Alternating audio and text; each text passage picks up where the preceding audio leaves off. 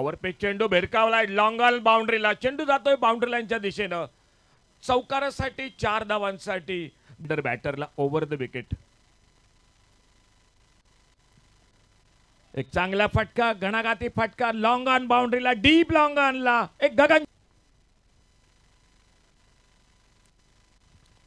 Overpitch चेंडू बघूया long on बाउंड्रीला. क्षेत्ररक्षक अंदाज चुकतोय. चेंडू सीमा पार. तिचा बलाढ्य असा संघ.